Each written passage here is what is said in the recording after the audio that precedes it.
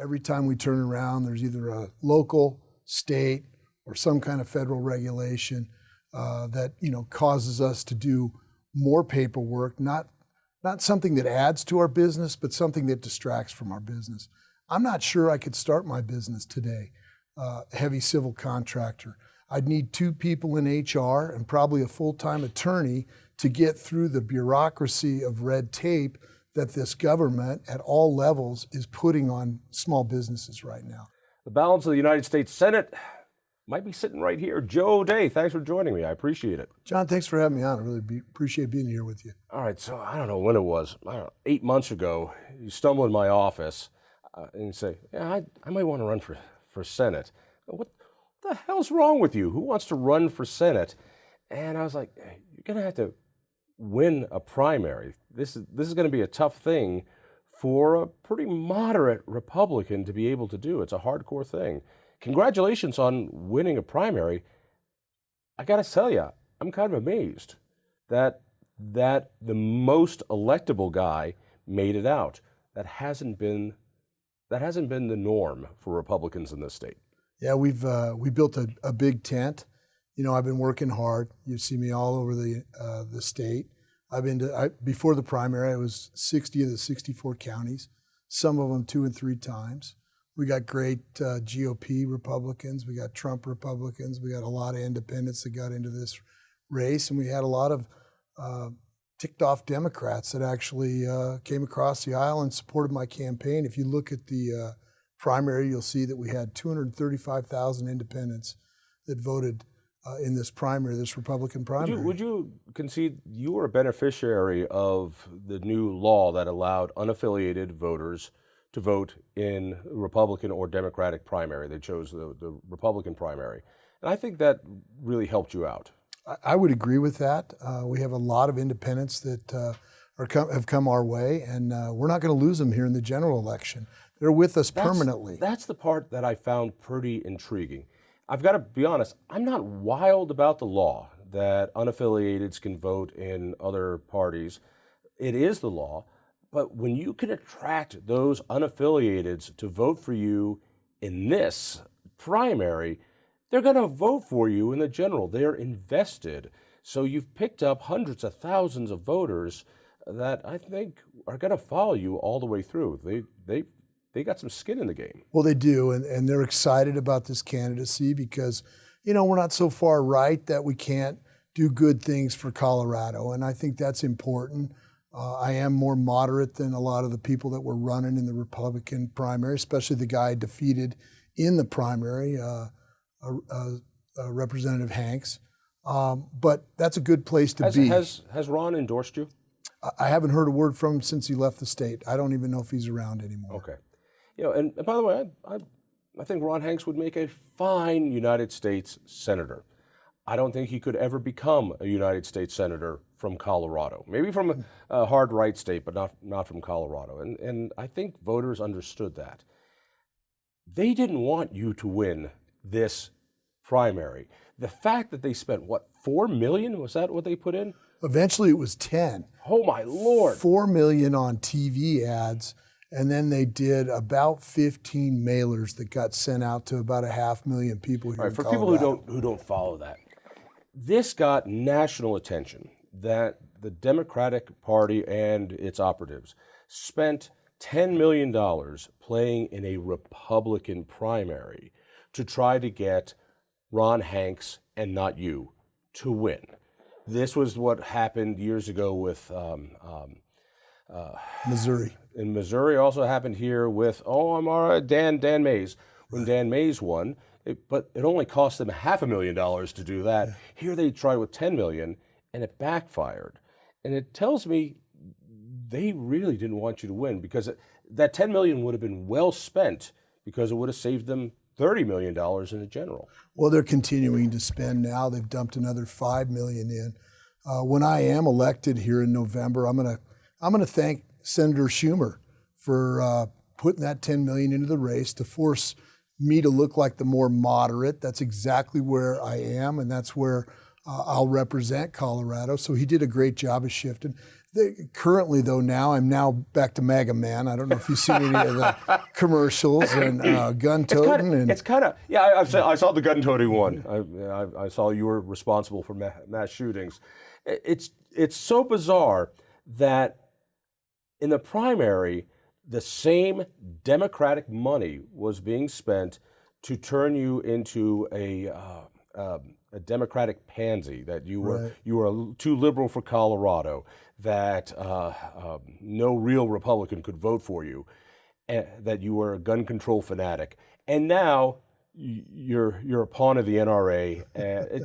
It's so funny that the exact same dollar bill could be split in half to go in two different directions to try to get you. It just shows you the level they'll stoop to That's keep politics. the power. I mean, that's it. We've got a guy that votes with the president, Biden, 98% of the time. He's been a rubber stamp since he's been there.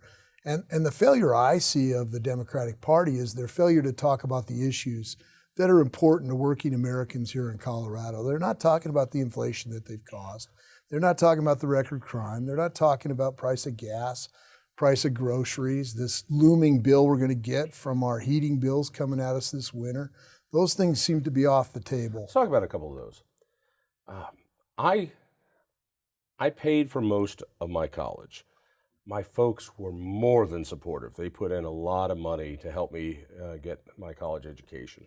Now, I went to CU Boulder, so it wasn't really a college education, but I went to college. And I took out some loans, and I paid them all back. I paid them back myself. When I heard that our president, without any sort of vote, is now going to pay off people's loans, the first thing I told my daughter was, we're going to get you some loans. We better get you loans. And she's like, Dad, I don't want to take out loans. That just doesn't feel right. I don't want to take out a loan because I want to go through college without having debt. That's really important because maybe I want to go to grad school and I want to be able to have that. Where are you on this issue? One, does the president have the authority? I don't believe he does. I hope you agree with me on that. That leads to the next question, which is, as senator, you're going to have to answer that question because it would fall into your lap. Well, I totally agree with you. He does not have the authority. You know, the purse strings, they belong to the Congress, and that needs to go to a vote of the people, and he's missed the boat there. I just really disagree with that. It's a fairness issue to me. A lot of the guys that work for our company, they all paid for their own tuition. And when I went into a safety meeting at CEI Constructors, we're a heavy civil contractor, and I just talked to my guys. I said, there's about 50 of them present that day. I said, how you feel about, paying for somebody else's tuition? Because this is a debt transfer. Somebody's going to end up footing the bill for this, and it'll be working Americans. I barely got out of there alive. These guys were spitting mad. They don't want to pay for somebody else's tuition. Not to mention the inflation that this is going to cause when you dump more money back into the market, which has happened over the course of the last year and a half. This is inflationary. I don't think Biden has the authority to do that. I'm disappointed that Bennett hasn't stepped in and drawn the line there and said, this isn't right. He's been silent on the issue. It's not a good use of our money, especially in an economy right now where there's a lot of other things we could be doing with $400+ billion, depending on how much it actually is. But just throwing money at the market to cause inflation, and try and buy votes. Is this going to happen year after year after year? That's one of the questions. Henry Hazlitt, the great economist, had a saying which was, finish the equation, which is if you pay off everybody's $10,000 loan, what happens? Well, colleges are going to charge $10,000 more. So everybody's tuition just is going to go up $10,000. So you've just made it that much more expensive. You mentioned the name of the company. This is your company. It is. What's the name again? CEI Constructors. We're out of Denver. My wife and I started that business back in 1983 out of our basement, incorporated in 86. We currently employ 300 families here across the metro. A lot of our help is in the mountains right now. I'm working up in Granby. We're a heavy civil contractor. We build roads and bridges and have for the past 35 years. You're a road builder. I am. You evil guy. In other words, you help people get to work and get to church and get to the hospital and get to their jobs. All right. Well, I did up until a couple of years ago when they started building bike paths with a lot of their budget, but we're still building bike paths as well. Where'd you go to school? Colorado State University. John, I'm a couple credits short, never quite got the whole You're a degree. dropout? I needed You're to go a to work. hideous dropout? I needed to go to work. I couldn't afford it anymore. You were in a rock and roll band. You needed to drop out to go on tour. What?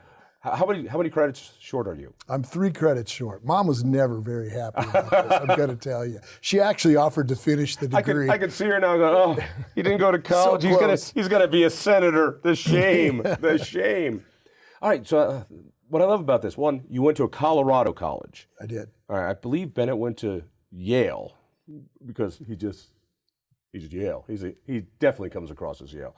You started a business and you employ 300 Colorado families, and you build stuff. This has just been my experience. I have found that a lot of the people on the left also build great businesses, but their businesses come a lot through tech. I think about the big money on the left. Jared Polis made his money in tech, software. He took his parents' card company, sold it to Excite, put it online.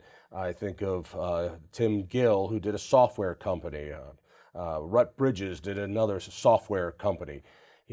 And they make their money quickly. I'm not saying it's bad money. I'm not saying it's easy, Sure. but they made it like this. Whereas I found guys who make it by building things. That is, hiring people, dealing with OSHA, dealing with regulations, dealing with all the different minutia of actually getting things done. They tend to be a bit more conservative when it comes to regulations. They've seen what taxes, they've seen what the regulatory state has done for mom and pop businesses, because that's how they grew. Well, now you're talking about why I'm in this race. I've seen regulation, been watching it for the last 35 years I've been in business. I call it death by 1,000 cuts. Every time we turn around, there's either a local, state, or some kind of federal regulation that causes us to do more paperwork, not something that adds to our business, but something that distracts from our business.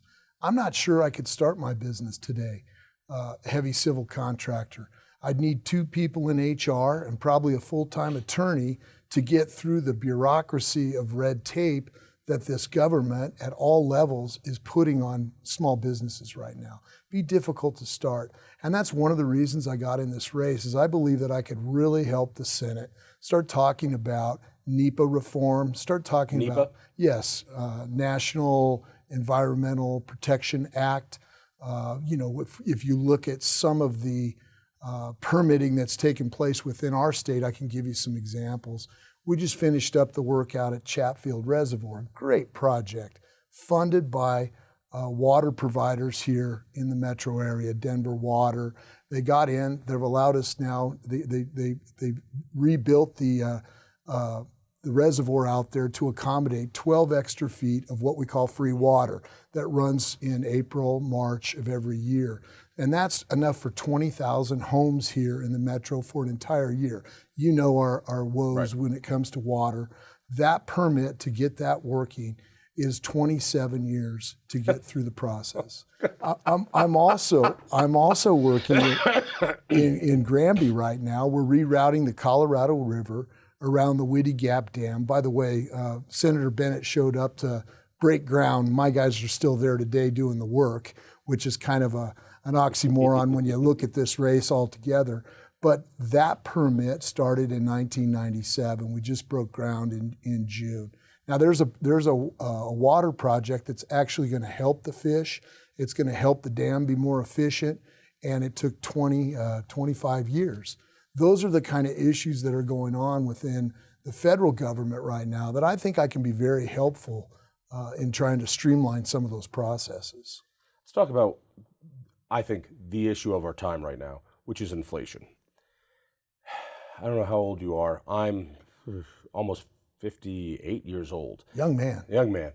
And even at my age, I remember inflation. I remember inflation, but it was Dad's problem. I was chasing skirts in high school while he was pulling out what was left of his hair, because of crazy high interest rates, crazy high inflation, and the stagnation of the late 70s. And so anybody my age or younger has never experienced what we are now experiencing, which is a combination of monetary policy, printing up money out of thin air, and reckless fiscal spending, which goes right to the heart of the president and the Congress, including Senator Bennett, for putting us into this situation. Colorado has amongst the highest inflation rate of any state. The metro area here is out of control. The regulations in the state are one thing. You'll be going to Washington should you win. What is happening to our country and what's happening to the state is directly tied to what's going on in Washington. What is being wrought here is unforgivable. What are you going to do about it if you're elected? Well, it's really simple. This is not super scientific. Quit spending. I mean, that's what easy we've to got say. to do. I have talked to so many great politicians when they're running and they talk about not spending. When they get there, it's a whole different thing, though. My idea will you be able to say no? I will. I know what it's like to run a business. My wife and I, our first home back in 1989, the interest rate was 12.5%. We thought we hit a home run because that was cheap at the time. It was coming down. And it took 15, 18 years for it to finally get down to 5-6%, which is probably where it should be. Where it is now, Well, it's up now to almost 7. We've watched some of the subdivisions that my company actually does work on. Sorry about that. But they're starting to cut back. The home builders are cutting back. We're into a recessionary time. We've got to quit spending. I believe that we should redirect some of the spending money that they have allocated in the 1.9 trillion that hasn't been released yet. Put that back. We don't need to continue to spending. Our president just said COVID's over, right? If we follow his lead. COVID's over, but the emergency continues. But we shouldn't be spending that money if we haven't spent it already. At the same time, we can't continue to grow the bureaucracy. That's where the core issue is. You look at this Inflationary Reduction Act that just passed here. Even Bernie Sanders says it won't reduce inflation. But you've got 87,000, 40,000 new IRS bureaucrats that are going to be put into the system. The Committee on Joint Taxation says that, and that's a bipartisan group, that 75% of the audits that are going to get performed are going to be for people making less than $100,000 a year. That's who they're going to shake down. We don't need another bureaucracy. We don't need more government. And I think that's the key. I'll look for solutions where we can cut the body count. We need to get rid of as much of the federal bureaucracy as we possibly can. This last president that's in place right now, he's grown the body count. If he gets away with this 87,000 bureaucrats, it'll be several 100,000 new federal employees, and we don't need that. We don't need that at all. But I believe that's where you got to start making the cuts. So the Trump taxes are also going to come due. That is, some of these things are going to expire while you're going to be senator. Sure. What are you going to do during that? Well, I think we should extend the Trump tax cuts. I believe they help to restart the economy. If you look at what happened once he made those cuts, our economy began to grow. But in addition to that, we've got this Inflation Reduction Act where they put together a mandatory minimum tax for corporations that, frankly, I think really discourage manufacturers from investing here in the United States. So I'd like to see us get rid of that tax as well. So if I recall, there were two different tax cuts that Trump put in, one on a personal level, and then corporate tax. Corporate tax, I think, went down to 22% or something like that. And then with the Inflation Reduction Act, which I just can't tell you how joyful it is that they could call it that. They added another tax. You want to repeal that? Yeah, I'd like to see that repealed. That doesn't do us any good. We don't need to be discouraging businesses from investing in their businesses. That's how the economy works here. You get out of the way, you get government out of our way, and businesses begin to flourish, and they grow the economy. And I believe that in the Trump era, collections were even more once he made those cuts. It grows our economy. So I'd like to see the same thing continue to happen. Let's talk about energy. Another big driver on inflation is, of course, energy. Here in Colorado, there's been a war on fossil fuels, and we're starting to feel the cost of that. I look at what could be a bleak winter in Europe. Now that they've cut off so much fossil fuel, and they've turned off a lot of their own natural gas and coal. It is sad to me that we have a president who is going on bended knee to OPEC nations, asking them to open up and let us have more oil when we were energy independent. Both you and I are old enough to remember the idea of the United States being energy independent was science fiction. It could never happen. Just like there would always be a Soviet Union, there would always be dependence on OPEC. But thanks to horizontal drilling, thanks to hydraulic fracturing, we were independent with more than enough to fuel the world to send to Europe, and we're not doing that. Give me what are you going to do as senator? Well, let me tell you, my second bill that I would run would be directed at the permitting issue that you and I talked about earlier. That permitting, that same NEPA permitting issue is holding up wind, solar, it's holding up nuclear. You've got problems for them to get permits. It's holding up geothermal. It's holding up good, clean Colorado natural gas. Some of those permits for wind and solar, there's a farm up in Wyoming that is on its 12th year. They still don't have their permit. We need the energy right now, and I believe in growing all of the energy. You get behind all of it. But I also believe that we need to get these gas pipelines approved, that they have, the president came out day one and he killed the XL pipeline. That's not healthy for our economy, nor is it healthy for Europe's economy. We need to reestablish America as energy dominant. And the way we do that is we get the permitting cleaned up so we can get a liquid natural gas port on our western coast, a liquid natural gas port on our eastern coast, so we can start to export the good, clean energy that we have here coming out of Colorado in the west. If you look at the difference that it's made to emissions here in just 10 short years, it's cleaned up a lot of emissions. It's made us much cleaner. If we can dump that into the Asian market, there's scientists that are saying that in 5 short years, we can trim emissions because of some of the dirty products they're using over in both India and Asia by as much as 45%. That's going to make our world cleaner and help with climate change. It's a solution. We need to do the same thing over in Russia or in Europe. Let's give Europe what they need, and let's turn that Russian war off. That's how we do it. What you said about India is so dead on. I understand there's this great movement, keep it in the ground.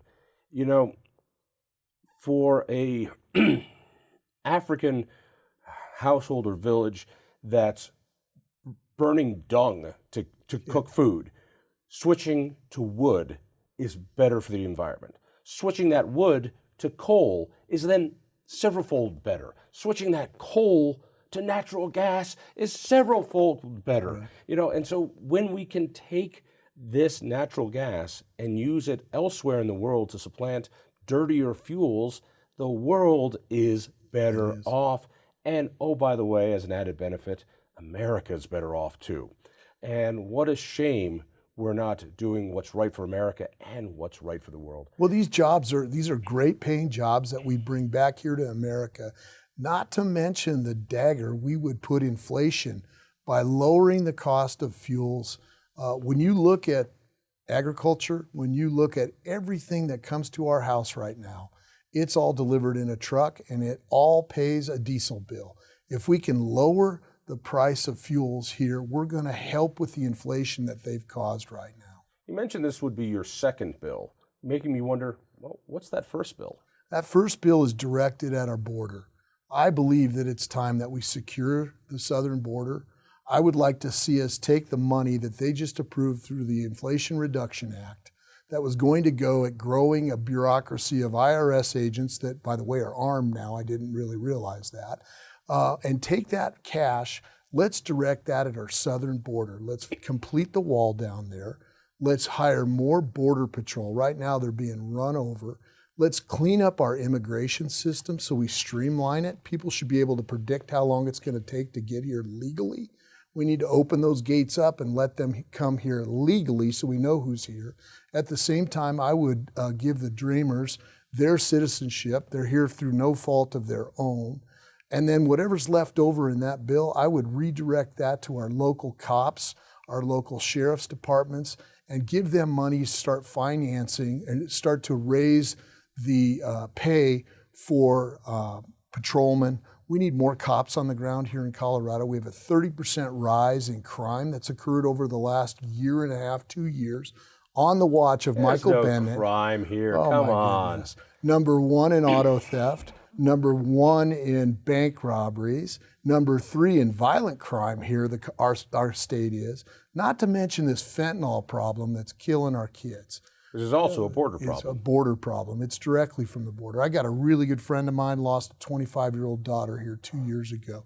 It's heartbreaking. I don't know anybody that doesn't know someone that hasn't passed away from fentanyl. We killed 1,800 Coloradans last year between the ages of 18 and 45. It's the number 1 killer in the United States.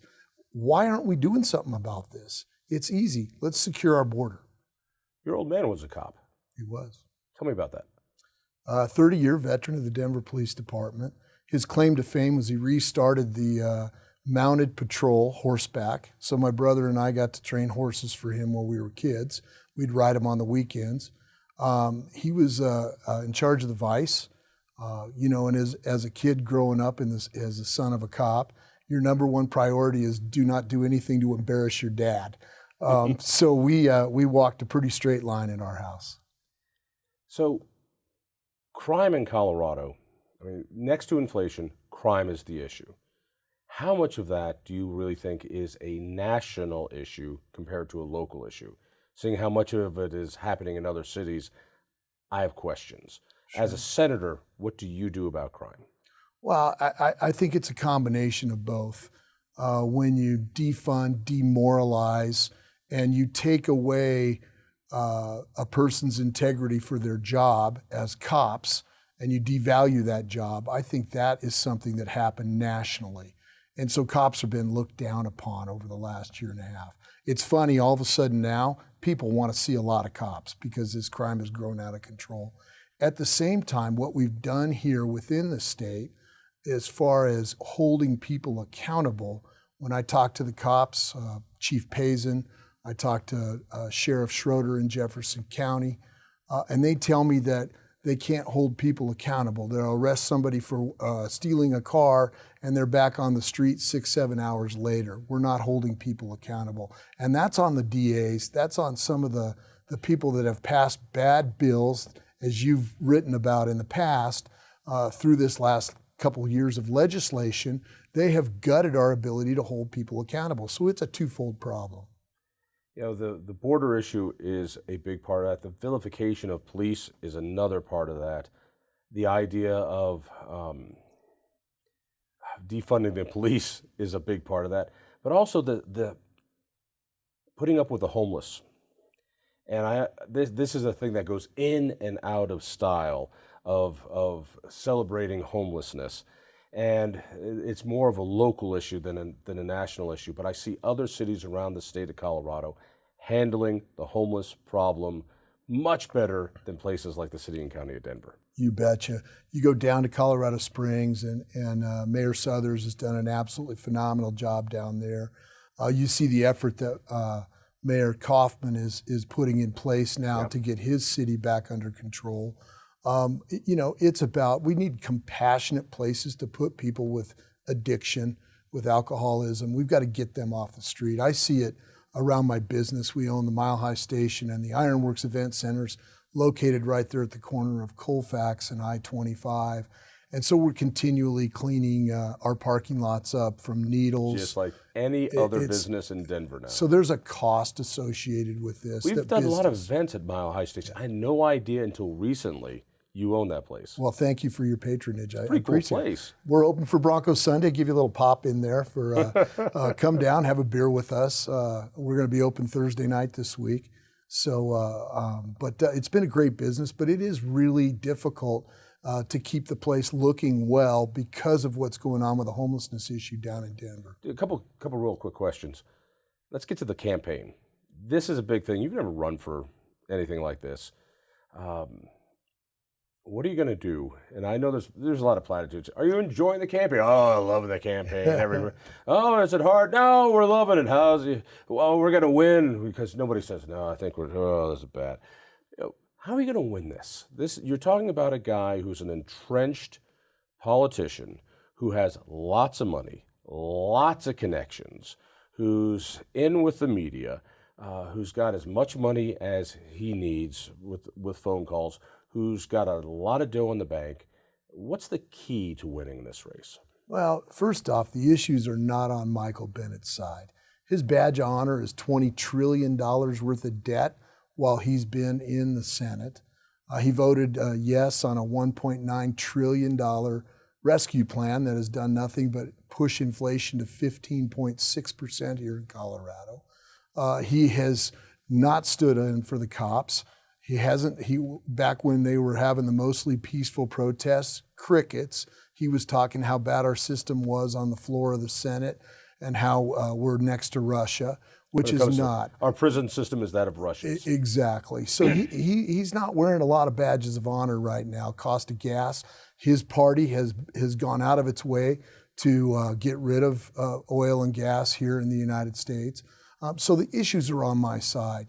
The other thing is he is detached from Colorado. He has not gone out and campaigned like I have on the Eastern Plains.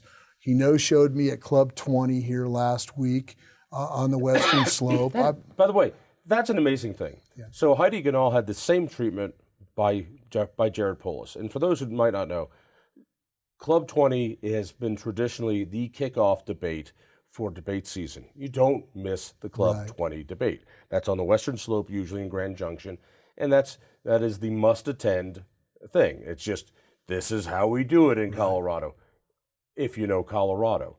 And for the amount of no-shows from the Democratic side, I found it not just surprising, I found it downright arrogant.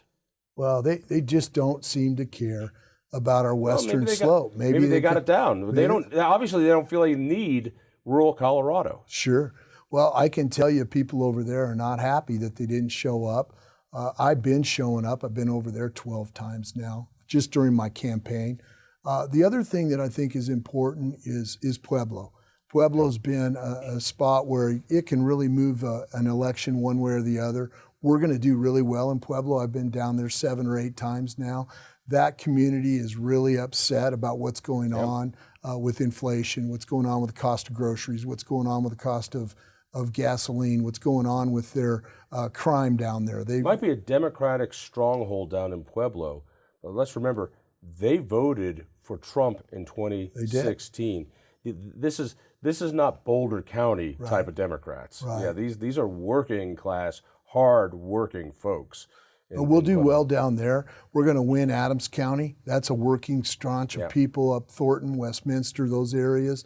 We're going to win Weld County. We're going to do really well in Colorado Springs. They're fired up. They're ready to vote for us.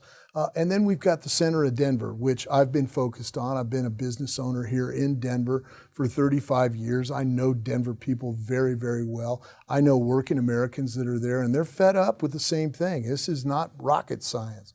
I think the other place we're going to do well is with the Hispanic community. My wife happens to be Hispanic. Her grandfather and grandmother immigrated here back in the 40s, and she's very attached. That's our family. That's our community. I've got partners that are Hispanic. And so when I talk to them about what's important, guess what? It's groceries. It's gas. It's all those things that we're talking about up and down the corridor. And frankly, Bennett's talking about abortion. Bennett's talking about, the end of democracy. He's talking about things that are really detached from what working Americans are talking about. And on the abortion Hail Mary, just for a second, in other states, the abortion Hail Mary is what Democrats are holding on to this year because the decision by the Supreme Court is out of step with what a lot of Americans want. Sure. I think constitutionally they made the right call, and now we'll go through the democratic process, and over time it'll be very close to what we see in Europe. And I think what we're going to find out is in most cases it'll be legal in the first trimester, illegal in the last trimester, and a lot of fighting in between. And that will be their saving grace in a lot of places. But you were not supposed to be moderate on this issue. You were not supposed to be pro-choice on this issue. You have taken victory from them on this, and I can't imagine anything more terrifying for them than a socially moderate fiscal conservative. Right. I've been very consistent with the issue prior to the primary, and I believe that protect a woman's right early on in the pregnancy, and after that, with some exceptions. That's where I think most of Americans are. That's where I'm at. But I can tell you that's not what most people are talking about in Colorado. They're talking about their cost of their groceries. They're worried about their rent. But the fear tactic, what you hear are the ads that if you vote this way, they're going to pass that. Right. Well, they can't. Yeah. They can't here. And that you can tell the frustration. As a matter of fact, I can see the frustration with some of the ridiculous ads they are throwing at you. It's like, really, this is what you got. We saw it as so ridiculous. My daughter ran an ad. I don't know if you've seen it yet. She says, go check out my dad, joeodea.com, and get his stance. He's going to stand up for a woman's right. He's going to make sure he backs gay marriage. He's going to make sure we can use contraception. I'm a social, what I would call libertarian. I don't believe that government should be in every facet of our lives, and that's where I'm going to be. That's how I'm going to vote. And I think once most Coloradans hear where my stance is, they're with us. And so I'm really excited to be our next U.S. Senator here in Colorado. Website, I think you just mentioned it. joeodea.com, joeodea.com. You have some debates set up? We've got one tentative with Channel 9. I'll get to debate Kyle Clark and Senator Bennett. So I'm looking forward to that. We'll hold our own. I'm not worried about it. Yeah. Are you having fun? Actually, I am. It's been great to get across this big state and meet all these great people. People are fired up this year, and I'm proud to be part of that. I can tell you're having a good time. Yeah. Thanks. Thank you, John. If you enjoyed that conversation, by all means, click one of these other great programs. We have the best conversations with the most fascinating Coloradans. And subscribe to our channel. Just click down below and hit that little bell button too. You don't want to miss a single show.